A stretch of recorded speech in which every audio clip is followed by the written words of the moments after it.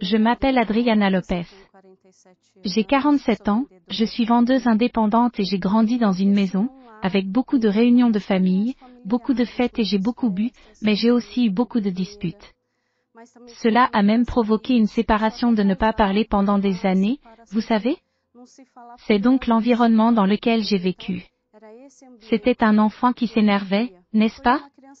Avec ses cris, j'avais très peur de mes parents. Mes parents se séparaient, je faisais des cauchemars d'eux en train de rompre, je me réveillais au milieu de la nuit, j'allais dans leur chambre pour voir s'ils étaient ensemble là-bas et je grandissais et je réalisais qu'il manquait quelque chose en moi, non? Je n'étais pas une adolescente heureuse. Donc, c'est arrivé à la partie, c'est là que j'ai commencé le moment où j'ai commencé à aller dans les clubs, non? Même à un jeune âge, 1213, j'y allais. Je pouvais entrer dans les clubs où c'était pour les adultes, je pouvais entrer. J'avais l'impression qu'il me manquait quelque chose, n'est-ce pas? Il y avait un vide, oui, je pensais que je remplirais les deux dans les balades et aussi je pensais que je trouverais le bonheur, le remplissage. Chez une personne et un garçon? Donc, c'était une adolescente avec qui je sortais beaucoup, j'étais très avec beaucoup de gars, même plus âgés, beaucoup plus âgés que moi pour voir si je pouvais trouver ce bonheur. Mais je suis devenu un adolescent déprimé parce que j'allais en boîte, que je rentrais à la maison le soir, que je pleurais toute la nuit. J'ai senti que rien de tout cela ne résolvait mon problème, n'est-ce pas un bonheur temporaire?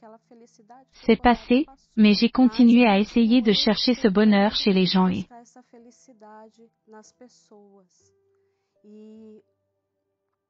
il est arrivé un moment où j'ai rencontré un gars au lycée que j'étais encore au lycée, n'est-ce pas?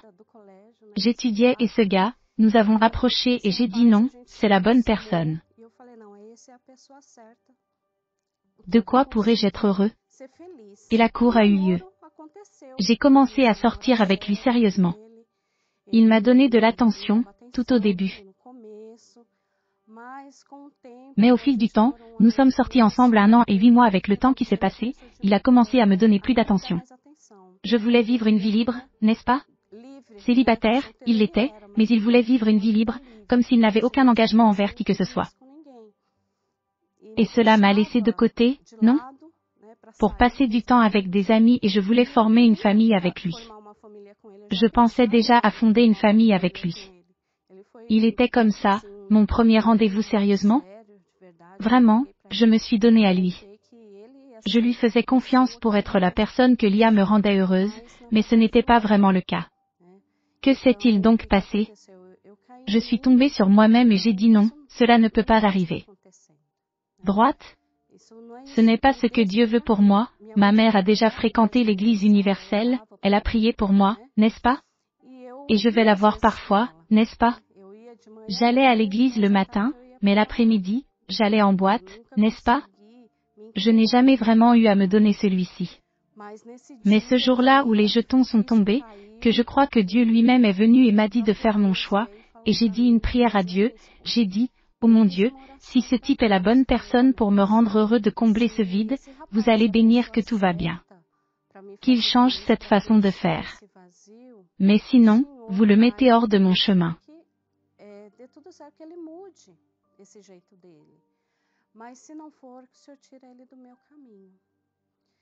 Et c'était un dimanche après-midi, alors que c'était le lundi. L'autre jour, il est venu chez moi pour rompre. Habituellement, quelle serait mon attitude? Pleurer, se lamenter, mais non, j'ai déjà fait une réponse de Dieu là-bas et de là j'ai réalisé que Dieu m'appelait et j'ai commencé à aller à l'Église universelle pour faire les chaînes. J'ai commencé à chercher à me libérer de ces cauchemars dont j'entendais aussi des voix.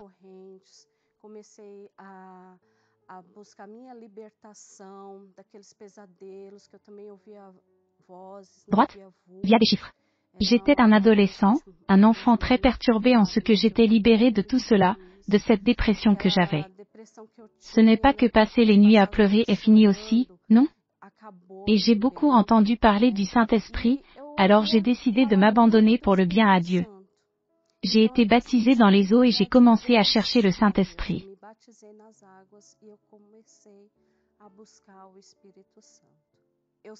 J'ai sacrifié des amitiés, j'avais beaucoup d'amitiés avec qui traîner, c'est presque tous les jours. J'ai sacrifié les ressentiments que j'avais de la part de certains membres de ma famille, à cause des combats qui existaient, j'ai sacrifié les secousses de son départ, mais cela en valait la peine, non? Parce que j'ai cherché le Saint-Esprit avec elle. Dieu l'a vu, n'est-ce pas? Mon désir de l'avoir en moi.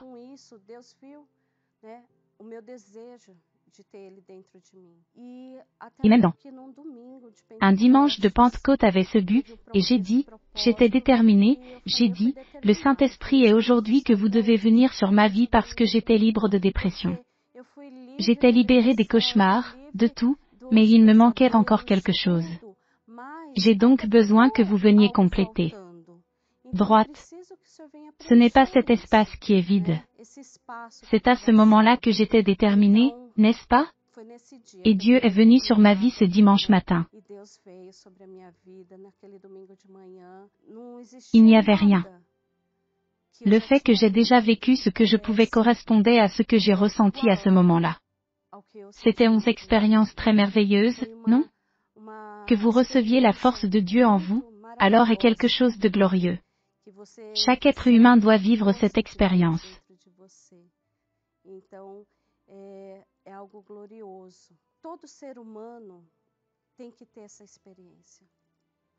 Pour vous recevoir l'Esprit de Dieu, le Saint-Esprit dans votre vie.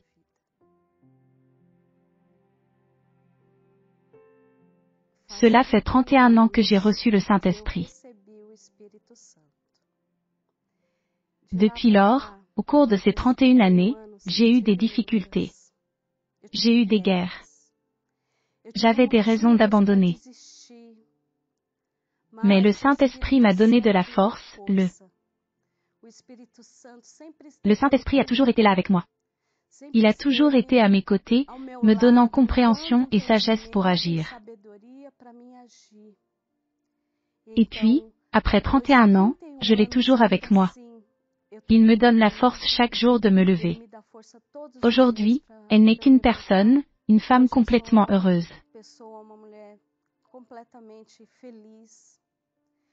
J'ai la paix en moi aujourd'hui.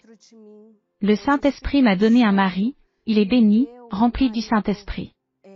Je suis aussi mariée depuis 19 ans, j'ai aussi 2 enfants, qui sont en présence de Dieu, servant Dieu, tout dans notre vie. Des gens avec le Saint-Esprit. Nous pouvons gagner.